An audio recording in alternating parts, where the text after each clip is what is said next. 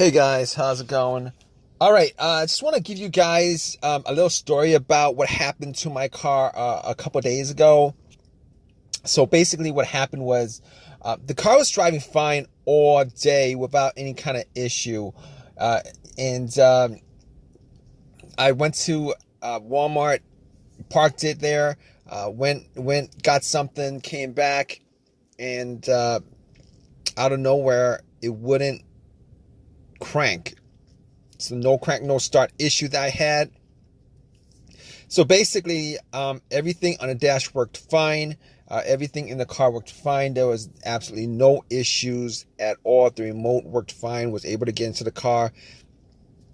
Radio was blasting. Radio was on. Everything. All right. So basically, I was thinking to myself, probably the battery was the issue. So what I did was I turned on the headlights, went out and checked out the beam, just to give me a gauge on how bright the headlights were. I could probably determine whether the battery was good or not. And the headlights were really bright. So right off the bat, I was thinking if they were that bright, I should at least get like a really slow crank if the battery was kind of low. Regardless, I had to check out where the battery was. I went and checked out where the battery was just to make sure that all the terminals were clean and they were tight. And I noticed that the terminals were a little bit corroded. There was some white bluish stuff on there. So what I did was I took out a bottle of Coke, poured it on the terminals, and was trying to clean it with some paper towels, and was able to clean it pretty good. Now the terminals weren't super tight. I was able to wiggle it out, but they were snug in there, so I knew that it probably wasn't the terminal being loose that was causing the issue. And then after I cleaned it up, popped it back on, and tried to start the car, it did the same thing. It wouldn't crank, it wouldn't start. But everything else seemed to be working all right. So at that point, I was thinking to myself, all right, maybe it could be a weak ground wire. If you guys don't know what where the ground wire is, the main ground wire is pretty much the negative terminal, and most of the time it connects to the frame of your car. So I checked it just to make sure there's no corrosion, that it wasn't split or anything like that. There was no issues with it. So what I did after that was, I had a battery pack that I bought a couple of months ago because I had the same situation where I swapped out the battery. I was hoping that it was the battery, even though I swapped it out, considering I could actually just swap it out, at Walmart. So I actually put the battery pack on there. It was at 100%. Tried to start it, and still wouldn't start. So at that point, I knew it was probably not the battery. And even though, I didn't think it was the alternator, I could probably just at that point rule out the alternator, because if it was the alternator, the car would have at least slow cranked, or I would have been able to start it. And then once I took the battery pack off, it would have just died out. So at that point, I was able to rule out a bunch of stuff. I was able to rule out the battery, the ground cable, and the alternator, even though that probably wouldn't have caused the issue. So after going through that, I was thinking to myself, could it be something? Could it be the car's computer ECU? Because I did see a check engine light on my dash, and that check engine light was there. It's been there for a while, and I believe it was for a O2 sensor issue.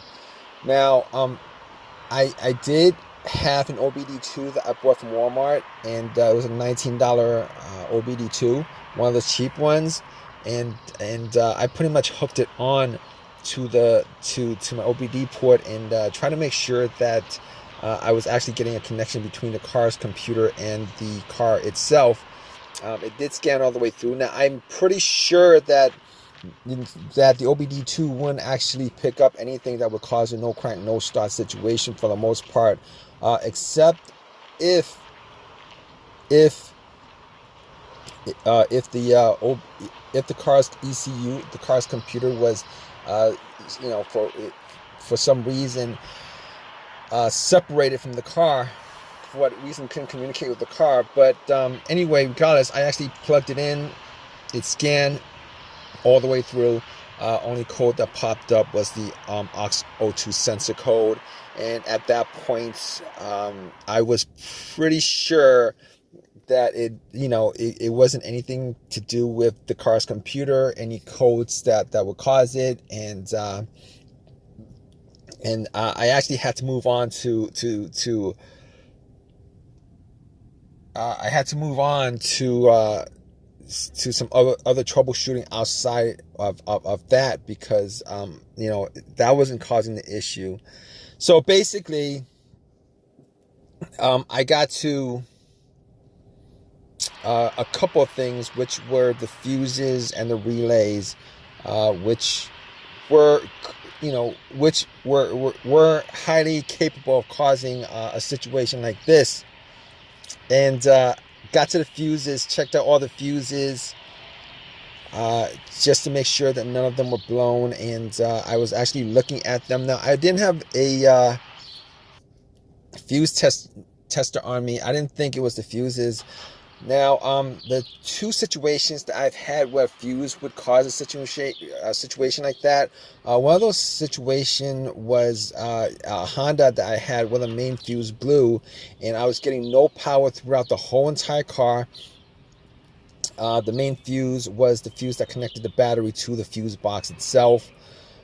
And that was the previous situation that I have, and I'm pretty sure that wasn't the same situation that I had, so I could rule that out, because I was getting power to everything except it wouldn't start. Now, the other situation I had pertaining to a fuse that caused a no start situation was actually a crank no start situation, and I think one of the fuses actually blew. Then that fuse was connected to the ECU or the fuel pump. And I remember once I changed out that fuse, the car would crank, but it wouldn't stop. Once I changed out that fuse, it was able to start up. So I could rule out those two situations as being,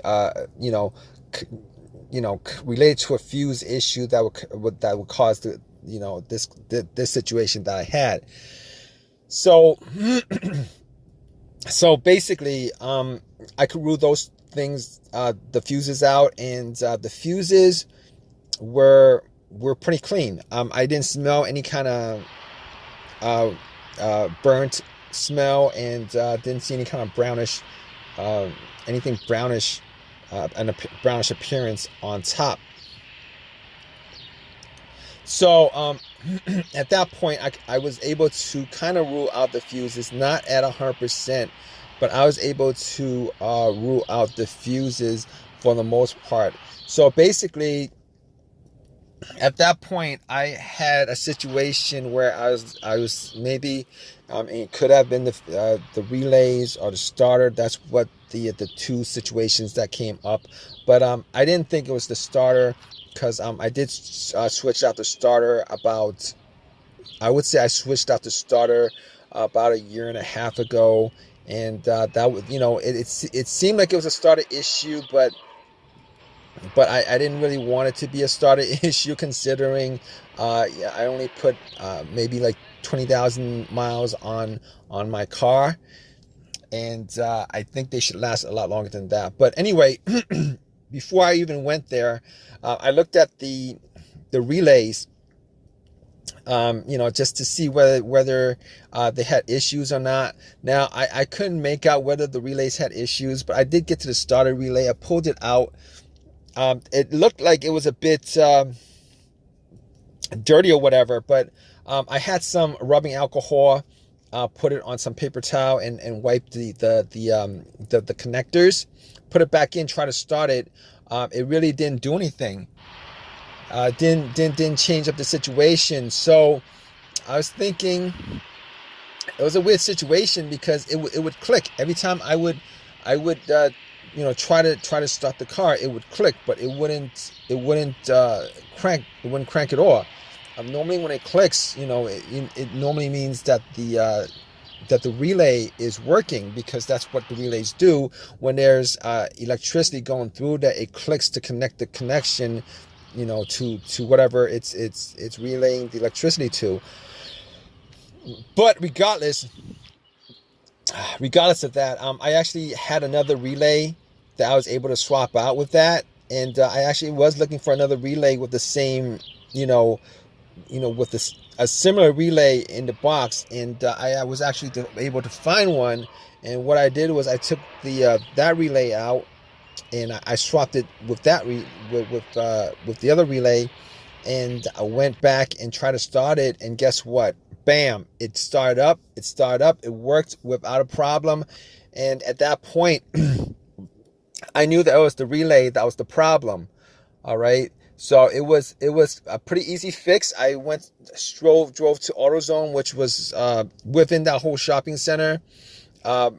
Swapped out the relay, and that was like 3 days ago. Haven't had a situation since. I've been driving the car, turning it on, off, for 3 days. Haven't had that situation at all. So just want to give you guys, just gonna give you guys that story of a quick fix that I had of my car. If you guys are in the same situation, you guys watching this video, hopefully you guys have an easy of a fix as I had on my car. You guys have a comment, leave your comment in the comment section. Please give me a thumbs up. Please subscribe. And like I said, if you guys are in the same situation, just go through the steps that I went through as far as trying to figure out, the situation with my car. And, you guys should be good as far as, troubleshooting and diagnosing your particular problem. Take care, guys.